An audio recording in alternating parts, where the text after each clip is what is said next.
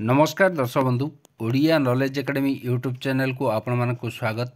आपण जदि आम चैनल को प्रथम आछन दयाकोरी चैनल सब्सक्राइब बटन क्लिक करी चैनल को सब्सक्राइब करेंगे। वीडियोटी भल लगे निश्चय वीडियोटी को लाइक करेंगे, कमेंट करेंगे, शेयर करें भूलें जहाँद्वारा आप प्रतिदिन नुआ नुआ अपडेट पाइपर। तो आसन देखा आज गोटे गुरुत्वपूर्ण खबर जो थे कि राज्य कर्मचारी आज गोटे गुरुत्वपूर्ण खबर अच्छी। तो से खुशी खबर विषय आम आज आलोचना करवा। तो कौन रही राज्य कर्मचारी विषय आज गुरुत्वपूर्ण खबरटी आसतु देखा।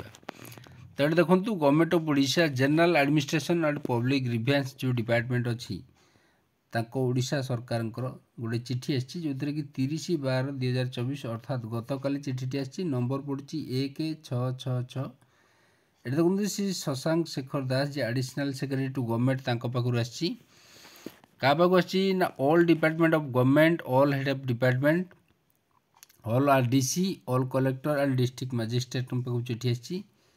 सब्जेक्ट हूँ submission of annual property statement for the year 2024 1/1/2024 to 31/12/2024 regarding जो चिठी गोटे जोटा होता एनुअल प्रॉपर्टी स्टेटमेंट रो से ऊपर चिठी अच्छी। The undersigned is directed to say that as per the principal outline under government Odisha government servant conduct amendment rule जो 2021 अनुसार एवरी गवर्नमेंट सर्वेंट जो मैंने अच्छा from level group A to group D पर्यंत जो मैंने चाकरी करछंती is required to make a true and complete declaration of his assets movable and immovable property the value thereof as the 1st January every year online in HRMS portal on or before 31st January of that year।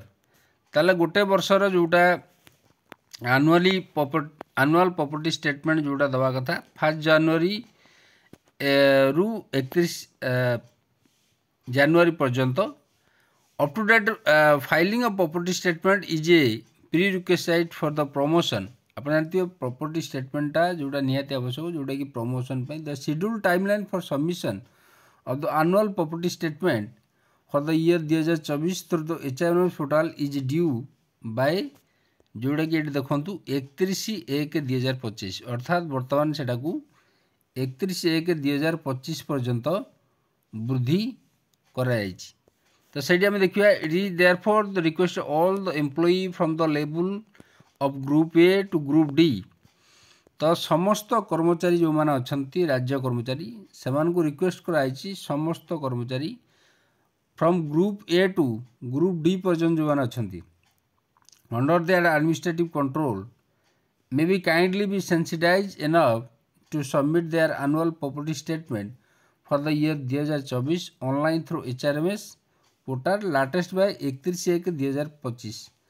ताला आपन को 31/1/2025 सुधा जोटा वृद्धि कराई जोटा property statement जोटा 2024 पई सेटा बर्तमान 31/1/2025 पॉजिटिवली समस्ते सबमिट करा कहुई। Submission hard copy property return by an employee can not be entertained at कहुई हार्ड कॉपी सबमिट कले सेटा को ग्रहण करा जीव नहीं। You have to submit through the HRMS portal with your employee login ID and password. आपण को जो लॉगिन आईडी और पासवर्ड द्वारा आपण HRMS पोर्टल ले लॉगिन करी ताकू ऑनलाइन द्वारा सबमिट करेंगे एवं हार्ड कॉपी एथरे लागिबो नहीं। ये देखो additional secretary to government Takar Madhya signature अच्छी। तटी समस्त विभाग अधिकारी मानक विभाग मुख्य दफ्तर को सब पठाई कलेक्टर मानक अंडर जो ग्रुप ए ठारू आरंभ करी ग्रुप डी कर्मचारी समस्त कर्मचारी माने बर्तमान सेटा को स्टेटमेंटा को दवा कहुई। तो आज गुरुत्वपूर्ण खबरटी थिला। जदि आपको खबरटी भल लगा दयाकोरी निश्चय हम चैनल को सब्सक्राइब करेंगे, वीडियोटी को लाइक करेंगे, कमेंट करेंगे, शेयर करें भूलिए जहाँद्वारा आप प्रतिदिन नुआ नुआ अपडेट पाइपर। धन्यवाद।